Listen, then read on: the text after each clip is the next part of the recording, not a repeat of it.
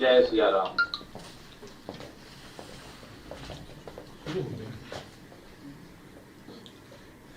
वैश्विक फलक पर राम कथा का विश्व संदर्भ भाग 6 विषय पर आयोजित वेबिनार में प्रतिभाग कर रहे प्रोफेसर उमापति दीक्षित जी, डॉक्टर किरण बाला जी अभी हमसे संवाद कर रहे हैं। इस पूरे आयोजन के कर्ता धर्ता प्रिय डॉक्टर प्रदीप कुमार सिंह जी, स्वागताध्यक्ष professor Vinay Kumar ji, professor SP Gautam ji, professor Pratap Pinjani ji, professor Neelu Gupta ji, हमारे सहयोगी professor Dilip Singh ji, Shri Badri Narayan Tiwari ji, Shri R Narale ji, Shri Upendra Pratap Singh ji, Sonali ji, Manish ji, Mihir ji, Aanya ji, Sunita ji, Lata ji, Savitri ji, doctor Yantu Dev Budho ji, Vibha ji, doctor Leena Sarin जी, doctor Asha Ojha Tiwari ji, doctor Vidya Rani, doctor Neelima Tripathi, doctor Ravindra Shahbadi, योगाचार्य जी, मीमांसा ओझा, बहुत अच्छा नाम है, तो professor Diwakar Pandey ji, professor Ulfat Mukhibova ji, doctor Gulariya Samatova, professor Bayad, doctor Dharmesh ji, professor I Naiman Sidana ji, Neetu Navgeet ji, Sudha Pandey ji, Sanjay Kumar Singh ji, Alok Singh ji, Alok Choubey ji, professor DP Singh ji, doctor Sireen Qureshi ji, doctor DD Dhananjay बितानगे, Sushri Ridhima निषादिनी लंसकारा ji, doctor Yuri बोतवी कीन और doctor माधुरी सिंह जी, जो इस पूरे कार्यक्रम की रूपरेखा रखती हैं, आयोजन करती हैं। आप सभी का एक बार पुनः अभिवादन और उन सभी महान भावों का भी अभिवादन, महादेवियों का अभिवादन जो इस कार्यक्रम से आज संबद्ध हैं और सुन रहे हैं, देख रहे हैं अथवा किसी न किसी रूप में इसमें प्रतिभाग कर रहे हैं।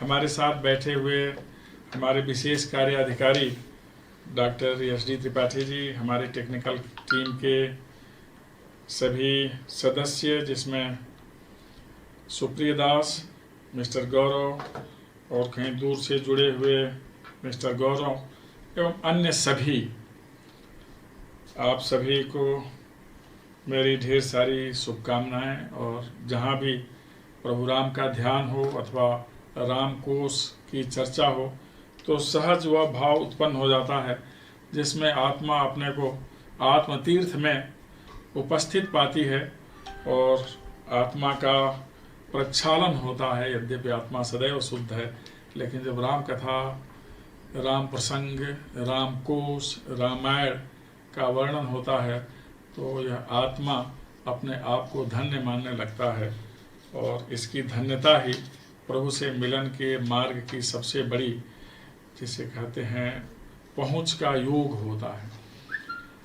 हम लोग अभी सुन रहे थे, बहुत अच्छी बात प्रदीप जी बता रहे थे, इस विश्वकोश की रचना में, इसके प्रतियों के वितरण में योगदान करने वाले सभी महान भावों को मेरी ओर से बहुत साधुवाद, जिन लोगों ने शुरू में ही सरस्वती वंदना, मंगल कामना की और अभी तक आप लोगों में से जिन लोगों ने भी राम कथा प्रसंग के संदर्भ में अथवा विश्वकोश की रचना के संदर्भ में बहुत बहुमूल्य बात कही होगी, तो आप सबके विचारों से मैं अपने को संबद्ध करता हूँ, थोड़ा बहुत सुनता भी रहता हूँ और निश्चित समय पाने पर परिपूर्णता के साथ उसका ध्यान करता हूँ। तो उससे आप्लावित होने का जो आप लोगों ने सुख दिया है उससे मैं कृतकृत्य हूँ।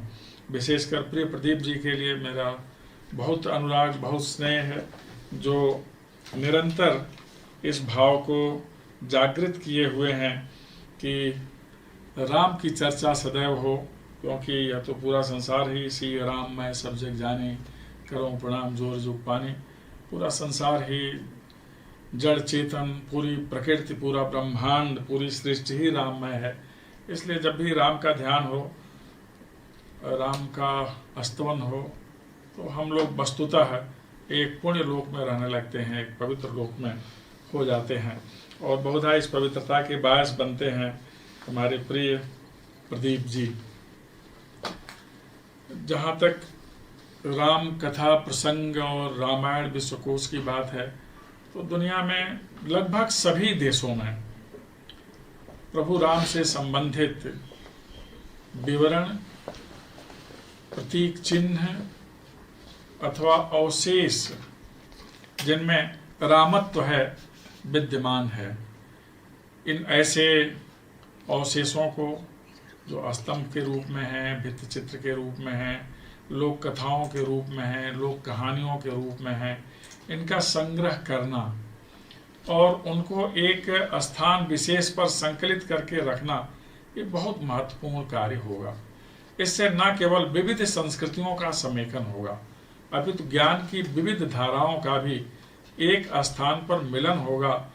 और यह जो विश्वकोश होगा राम से संबंधित, यह राम चरित्र का महासागर होगा, जहाँ विभिन्न प्रकार की ज्ञान धाराएं, ज्ञान सरिताएं आकर के मिल जाएंगी और वह सागर गंगा सागर होगा, राम सागर होगा, ज्ञान सागर होगा, पुण्य सागर होगा, और आप कह सकते हैं कि श्री राममय होगा, जहाँ जाकर हम सभी पूर्णता प्राप्त करते हैं, परमानंद की अनुभूति करते हैं।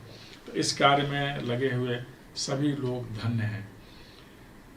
मानस के बहुत सारे प्रसंग आप लोगों ने अभी अपनी चर्चा में लाए होंगे, और हर प्रसंग एक से बढ़कर एक होता है।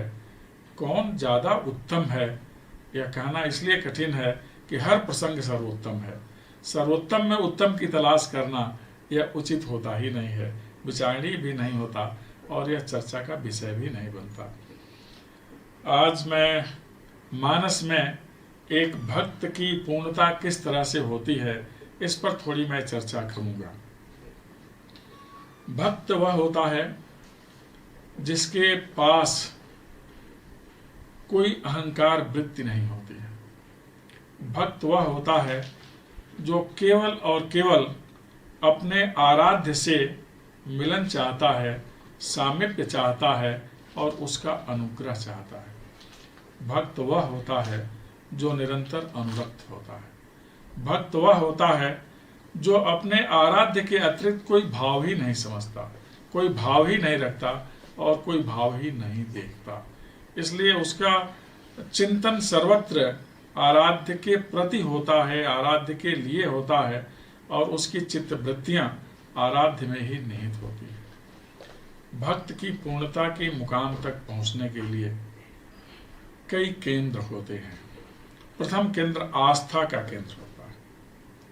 हमारी आस्था होनी चाहिए जिसका हम ध्यान करते हैं, और यह आस्था अटूट होनी चाहिए, बिना शर्त की होनी चाहिए। इसमें केवल और केवल अपने आराध्य से जुड़ने का भाव ही होना चाहिए। इसे ही आस्था कहते हैं। आस्थावान वह है जो अपने हर कर्म के पीछे अपने आराध्य की प्रेरणा मानता है, अपनी सामर्थ्य में केवल और केवल अपने आराध्य की शक्ति मानता है। ऐसा सर्वत्र मानस में दिखलाई देता है। जितने भी भक्त हैं इसी भाव को लेकर चलते हैं। आस्था के साथ आवश्यक है कि भक्त में अनुरक्ति की भावना हो, अर्थात भक्त को आस्था के साथ ही साथ अनुरक्त होना चाहिए। आराध्य के प्रति, उसकी शक्तियों के प्रति, उसकी कृपा के प्रति और उसकी करुणा के प्रति। अनुरक्ति में करुणा का विशेष भाव होता है, अनुरक्ति में समर्पण का विशेष भाव होता है, और अनुरक्ति में यह भाव निहित होता है कि जिसके प्रति हम अनुरक्त हैं उसकी निरंतर दृष्टि हमारे ऊपर है। यह अनुरक्ति भाव अपने आराध्य की दृष्टि से निरंतर आवृत्त होने का भाव होता है। इसलिए उसके ऊपर कलिमल का दोष चढ़ता ही नहीं है। इसलिए उस पर कोई ऐसी बात नहीं आती जिससे वह माया मोह लोभ में फंस जाए। अनुरक्ति इन तीरों से दूर करती है। यह भाव सर्वत्र मानस में दिखलाई देता है। बहुत सारे भक्तों की चर्चा हुई होगी, एक भक्त की चर्चा अभी मैं करूंगा इस पूरे प्रकरण में। तीसरा केंद्र इसका अनुनय विनय का होता है। हम जिसमें आस्था रखते हैं, जिसके प्रति अनुरक्त होते हैं, हम केवल और केवल उससे अनुनय विनय ही करते हैं कि आपकी दृष्टि हमारे ऊपर हो, आपकी कृपा हमारे ऊपर हो, और आपका स्नेह सदैव हमसे बना रहे। यह अनुनय विनय हमें उस मुकाम तक पहुंचा देता है जहां हम होकर भी नहीं होने का भाव रखने लगते हैं। नहीं होने का भाव रखने का आशय यह है कि हम सांसारिक वृत्तियों से ऊपर उठ जाते हैं। हम मान लेते हैं कि हमारी मूल चेतना सिर्फ और सिर्फ हमारे आराध्य से ही स्पंदित होती है। यह भक्त की यात्रा का तीसरा केंद्र होता है। इसके बाद का जो चौथा केंद्र है वह अपने आराध्य से अनुग्रह की याचना होती है। तो इस तरह आस्था, अनुरक्ति, अनुनय विनय और अनुग्रह का भाव, अनुग्रह की याचना, यह चौथा केंद्र है भक्त के जीवन का, जहां हम अपने ईश्वर से, अपने प्रभु से, अपने आराध्य से अथवा उनसे जिनसे हम संचालित हैं, जिनसे हम स्पंदित हैं, अथवा जिनके कारण हम सक्रिय हैं, अथवा जिनके कारण हम जड़ चेतन को समझ पाते हैं, अथवा जिनके कारण हम पुरुष प्रकृति के संबंधों का भाष्य करने की स्थिति में होते हैं, हम उनसे निरंतर ये अनुग्रह की याचना करते हैं कि हे प्रभु, मेरे ऊपर आप अनुग्रह करिए, तभी हम आपको जान पाएंगे और आपकी सृष्टि को जान पाएंगे। क्योंकि जानय सोई जेहि देहु जनाई, जानत तुम्हि होई जाई। इसलिए यह याचना बहुत महत्वपूर्ण होती है, अनुग्रह की कामना और अनुग्रह की याचना। इसके साथ ही प्रभु का अनुग्रह बरसने लगता है, और जब अनुग्रह बरसता है तो अनन्य भाव पैदा होता है। उसमें फिर कोई दुराव नहीं रह जाता, निरंतर लगाव ही होता है, और यह लगाव अद्वैत की स्थिति तक ले जाता है, जहां आत्म और परमात्मा का मिलन हो जाता है। जैसा कबीर भी कहते हैं, टूटा कुंभ जल जलहि समाना, यह तत्कथ्यो ज्ञानी। यह जो कुंभ है, जिसके अंदर आत्मरूपी जल है, जब टूटता है तो परमात्मा रूपी सागर में विलीन होता है, आत्मा और परमात्मा का मिलन होता है, और यही अनन्य भाव होता है, अद्वैत भाव होता है, या भक्त का पूर्णत्व होता है। इस तरह वस्तुतः हम भक्त बन पाते हैं। तो भक्त बनने के केंद्र आसान नहीं है, सुगम नहीं है, अलभ्य भी नहीं है। वहाँ पहुँचा जा सकता है, लेकिन वो बहुत जटिल मार्ग है, और इसमें केवल और केवल ध्यान, ज्ञान और भक्ति, तीनों की त्रिवेणी जब मिलती है, तब एक भक्त अपने भक्ति की पूर्णता को प्राप्त करता है।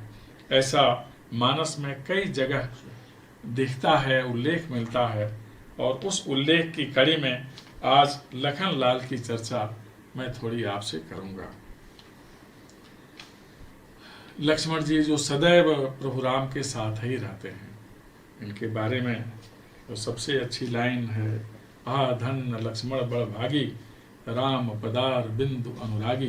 बहुत भाग्यशाली हैं लक्ष्मण।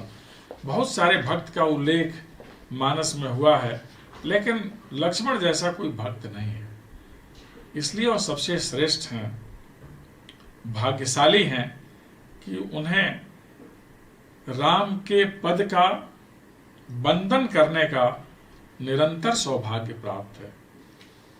लक्ष्मण बड़ भागी, राम पदार बिंदु अनुरागी। उनके उस कमलवत चरणों में उनका अनुराग भाव निरंतर बना रहता है। इसलिए लक्ष्मण जी बहुत महत्वपूर्ण हैं मानस के भक्त प्रसंगों की श्रृंखला में। बालकांड में जब इनका नामकरण किया गया तो उस समय वशिष्ठ जी ने कहा, लक्षण धाम राम प्रिय सकल जगत आधार, गुरु वशिष्ठ तेहि राखा लक्ष्मण नाम उदार। जो शुभ लक्षणों के धाम हैं, श्री राम जी के प्यारे और सारे जगत के आधार हैं, गुरु वशिष्ठ ने ऐसा मानकर उनका नाम लक्ष्मण रखा। सारे जगत के आधार इसलिए हैं कि क्षीर सागर में भगवान जब विश्राम करते हैं तो शेषनाग जी ही ओसैया होते हैं। स्वयं ब्रह्मांड हैं प्रभु राम, और वह जिस पर आसन ग्रहण करें स्वयं, तो वह तो जगत के आधार हो ही जाएंगे। ऐसे लक्ष्मण की यात्रा शुरू होती है बालकांड से श्याम गौर सुंदर दो जोरी, और निरंतर भगवान राम के साथ ही चलते जाते हैं। और इस कड़ी में कहीं उनका अनुराग, कहीं उनका आक्रोश, कहीं उनका योग भाव, कहीं उनका संदेश भाव, और कहीं उनका प्रभु से भक्त की आराधना और ज्ञान की याचना, यह सब लक्ष्मण जी के यात्रा पथ में दिखलाई देता है। कभी कभी कुछ ऐसे प्रश्न उठते हैं कि वनवास 14 वर्ष का ही क्यों। एक क्षेपक कथा है कि मेघनाथ के लिए वरदान था कि मेघनाथ का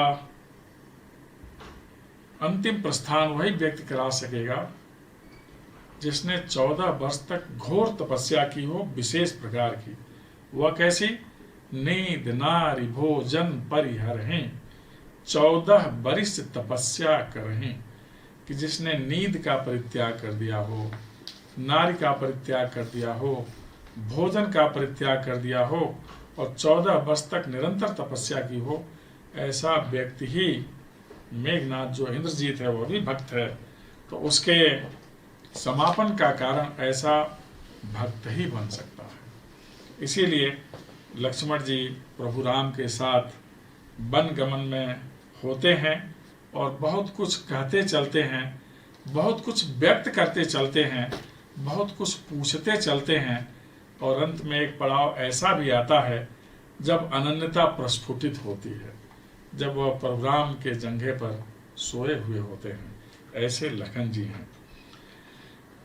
बालकांड में बहुत कुछ लक्ष्मण जी के व्यक्तित्व में दिखता है। कभी कभी जब भक्त अनन्य हो जाता है ईश्वर का, तो ईश्वर अपने भक्त का आश्रय भी लेता है। जो सबको आश्रय देने वाला है वह भी आश्रय लेता है। पूरे मानस में ये एक विशेष पात्र हैं लक्ष्मण जी, जिनसे कभी कभी लक्ष्मण जी जिनके नाम पर अपना काम कर लेते हैं। पहला प्रसंग पुष्प वाटिका का है। प्रभु राम को जनकपुर स्वयं देखना है, लेकिन वहां लक्ष्मण जी का प्रसंग लाते हैं। जब विश्वामित्र जी से कहते हैं, लखन हृदय लालसा विसेखी, चाहूं जनकपुर आई है देखी। हे प्रभु, लखन के मन में विशेष लालसा है, वो अगर आप कहते तो हम सभी जाकर के जनकपुर देख आते। एक प्रतीक ले लिया, लक्ष्मण जी का अवलंब ले लिया प्रभु राम ने, तो भक्त अपने ईश्वर का अवलंब बनता है।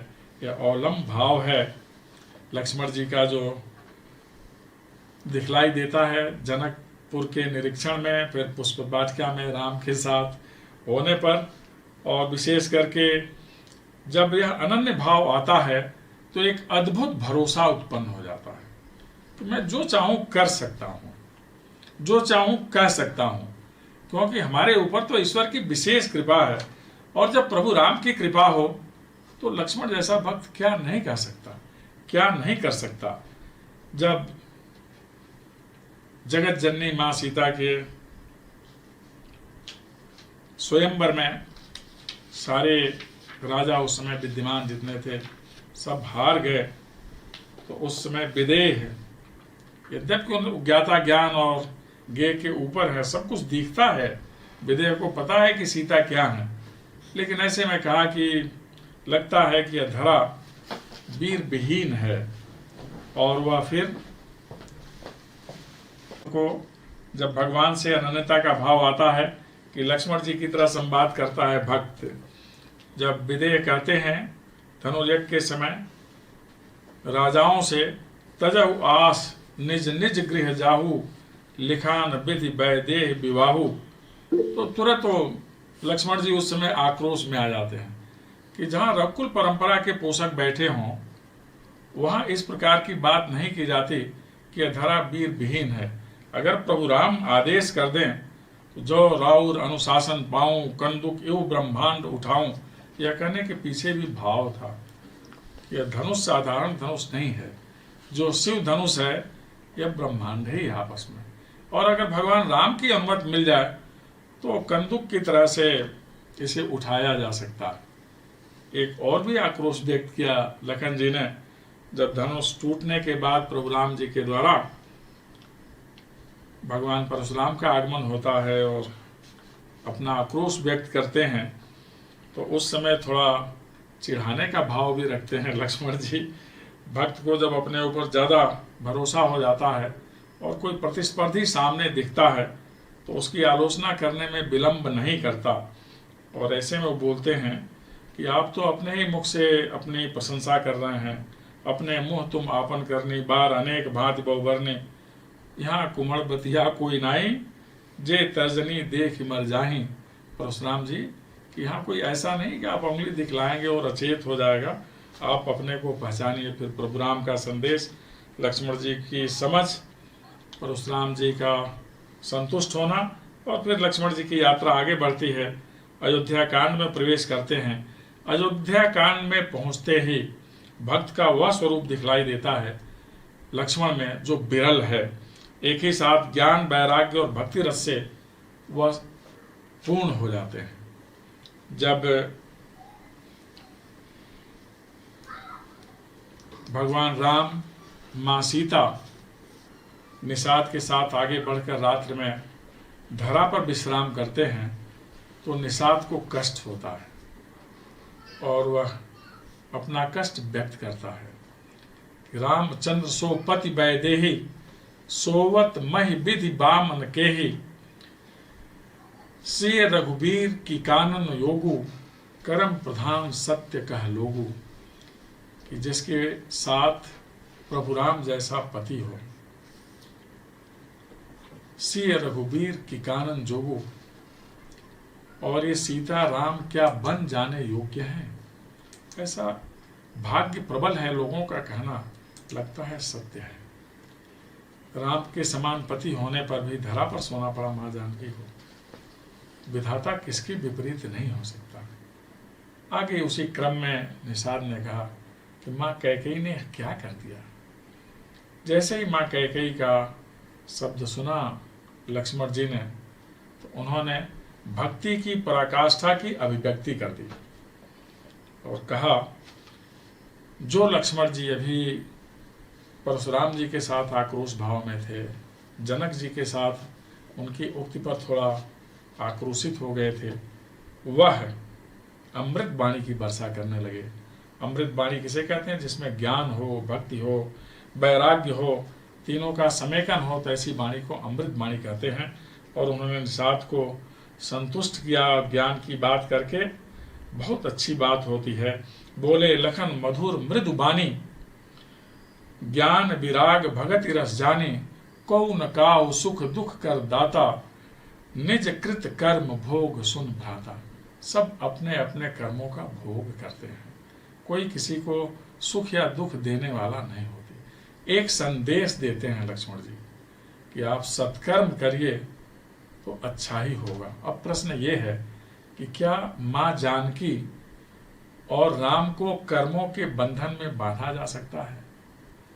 उनके कर्म नहीं है, वह बहुतों के कर्म के कारण कर्मशील दिखलाई देते हैं। बहुतों के ऐसे कर्म हैं जिसके लिए प्रभु को कभी धरा पर सोना है, कभी नंगे पांव चलना है और कभी शस्त्र उठा लेना है। यह मनुष्य के लिए आवश्यक है कि वह सोचे कि उसे क्या करना है। प्रभु तो सोते ही नहीं हैं, तो हमेशा जागृत अवस्था में होते हैं। माया कभी विश्राम की स्थिति में होती नहीं है, सदा सक्रिय होती हैं। इस तरह निषाद को संतुष्ट करने की कोशिश करते हैं और वह निषाद संतुष्ट भी होते हैं और इस रूप में अपने योगत्व का परिचय देते हैं। एक बहुत अच्छा प्रसंग है। यही जग जामिन जागहि जोगी, परमार्थी प्रपंच वियोगी, जानिए तबहि जीव जग जागा, जब सब विषय विलास विरागा। कि इस जगत रूपी रात्रि में जोगी कभी नहीं सोता। ऐसे योगी लक्ष्मण जी हैं, वह कभी सोते नहीं, वह केवल परमार्थ में लीन है, प्रभु भक्ति में लीन है और प्रपंच से मुक्त हैं। ऐसे लक्ष्मण जी भक्त की श्रेष्ठता के द्योतक हैं। लेकिन कभी कभी भक्त भी जब बहुत ज्यादा आसक्त हो जाता है तो नीति की बात करता है, क्योंकि जो अनन्य भक्त होता है वो ईश्वर से केवल प्रीति की बात करता है, वह नीति की बात नहीं करता।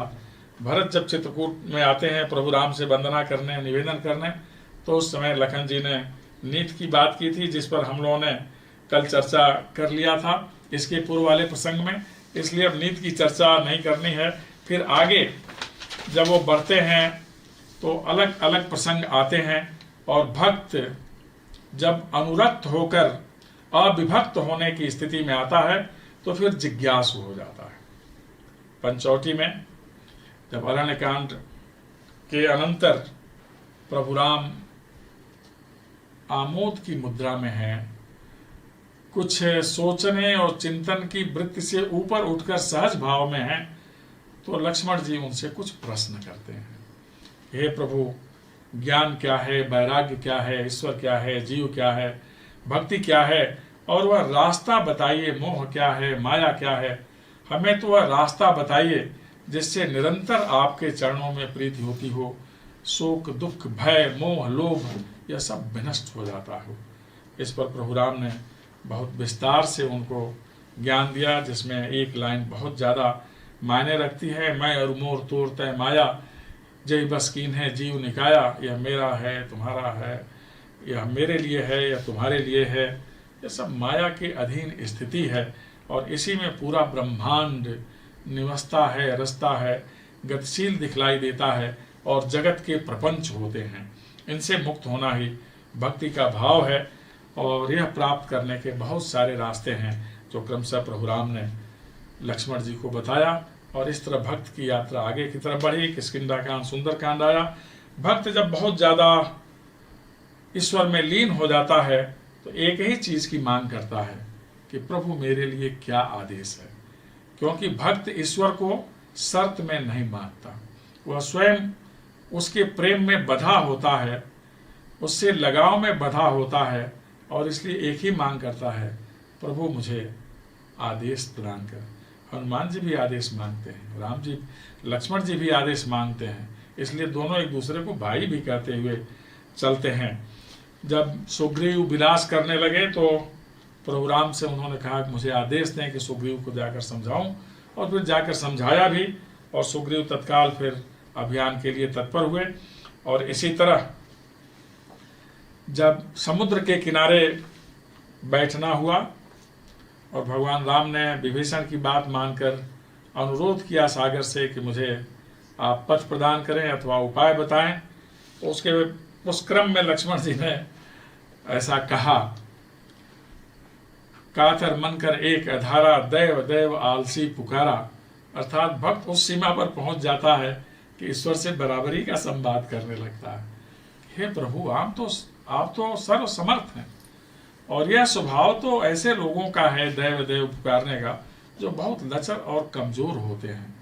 ऐसी स्थितियों में अपने शक्ति का प्रदर्शन भी करना होता है, लेकिन प्रभु राम ठहरे करुणा निधान।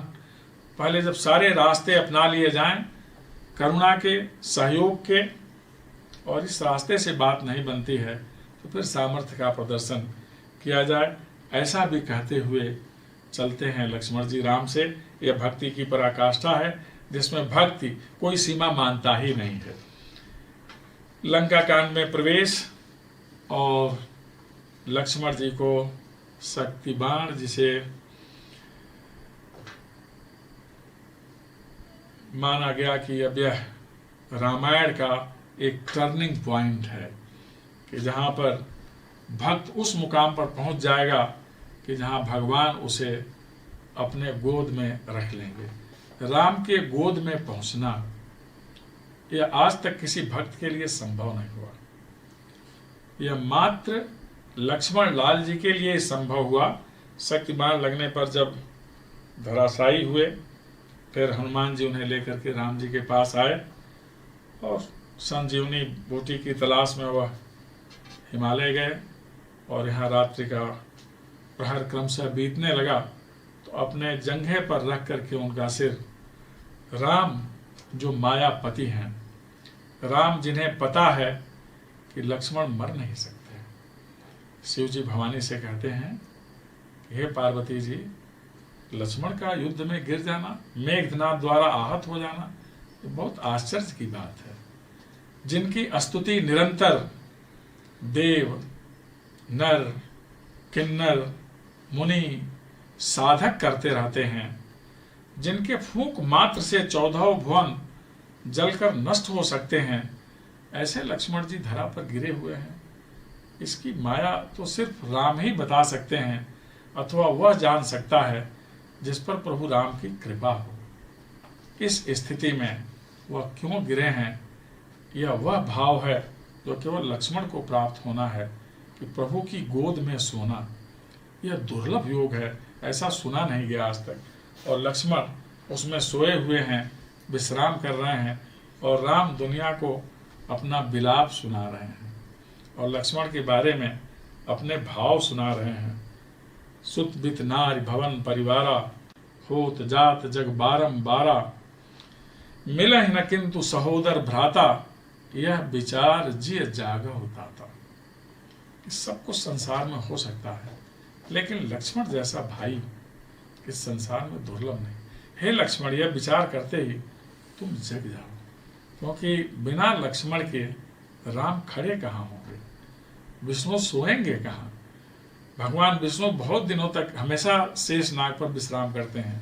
आज उन्होंने शेष नाग को विश्राम का अवसर दिया, और इस तरह से हनुमान जी दर्शक हैं, जामवंत सहित पूरी वानर सेना दर्शक है, सुषेण वैद्य दर्शक हैं, सारे देवता दर्शक हैं। भगवान शिव माँ पार्वती को दिखला रहे हैं कि लक्ष्मण की ऊंचाई क्या है। एक ऐसी ऊंचाई जिसमें प्रभु उनको अपने गोद में रखे हुए हैं। यह स्थिति प्रहलाद को मिलती है, यह स्थिति लक्ष्मण जी को मिलती है। प्रहलाद को गोद में बैठाया दुलारा, और यहाँ तो अपने गोद में लिटाकर उनके बाल सहलाया। यह राम का महात्म्य है, और यह लक्ष्मण की पहुँच है। इस तरह से लक्ष्मण जी भक्ति की उस ऊंचाई पर पहुँचते हैं जहाँ पहुँचना संभव नहीं है, और ऐसा भक्त केवल ईश्वर की तरफ देखता है जैसे चकोर चंद्रमा की तरफ देखता है।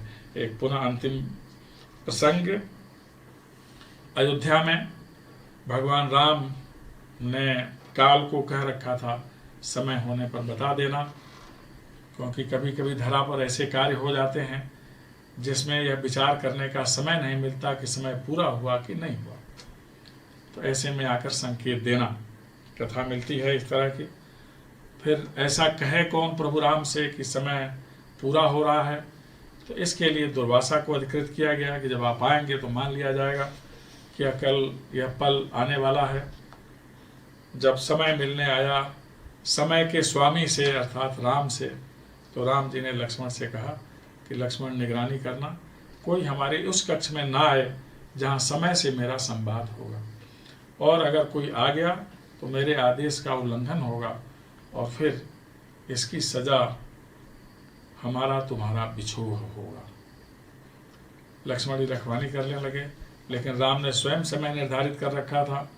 उसी समय दुर्वासा जी आए, क्योंकि काल कह ही नहीं पा रहे थे समय की प्रभु आपने ऐसा कहा था। उन्होंने सिर्फ इतना कहा, प्रभु आगे आपका क्या आदेश है। अभी राम विचारते, तब तक लक्ष्मण दुर्वासा के कोप से कुल पूरा समाप्त न हो जाए उसे बचाने के लिए राम के पास आए। इतना ही कहा प्रभु दुर्वासा। राम जी ने लक्ष्मण की आंख में देखा। उस समय राम की आंख लाल थी, और आंख में आंख मिलते ही लक्ष्मण की आंख जलमग्न हो गई। प्रभु राम कुछ कहें इसके पहले ही लखन लाल जी ने जाकर जल समाधि लिया। इसलिए लिया कि प्रभु राम के प्रस्थान का समय है और सागर में उनका आसन तैयार होना है। उनसे विदा लेकर उन्होंने जाकर सागर में अपना स्थान लिया। फिर प्रभु राम समय के साथ वहाँ पहुँचे और फिर उनको आशीर्वाद दिया। लेकिन इतना मोह हो गया प्रभु को अपने इस भक्त से कि कहा, अच्छा लक्ष्मण, अब तक तो तुम हमसे आदेश लेते रहे, लेकिन चलो कृष्णा अवतार में अब तुम हमें आदेश दोगे, तुम बड़े भाई बनोगे, हम छोटे भाई बनेंगे, और इस तरह बड़े छोटे का हम लोगों का जो लगाव है चलता रहेगा। कृष्ण अवतार में कहा जाता है। त्रेता अवतार का लघु भ्राता इस बार बड़ा होकर आया, इसलिए न केवल राम रहा बलराम जगत में कहलाया। ऐसे लक्ष्मण दलाल जी को नमन। उनकी कृपा प्रभु राम के साथ ही साथ हम सबके ऊपर निरंतर बनी रहे। नीलांबुश्यामल कोमलांगम सीता समारोपित बाम भागम पाणो महासायक चारुचापम नमामि रामम रघुवंशनाथम। आप सभी ने ध्यानपूर्वक सुना। आपको बहुत बहुत धन्यवाद।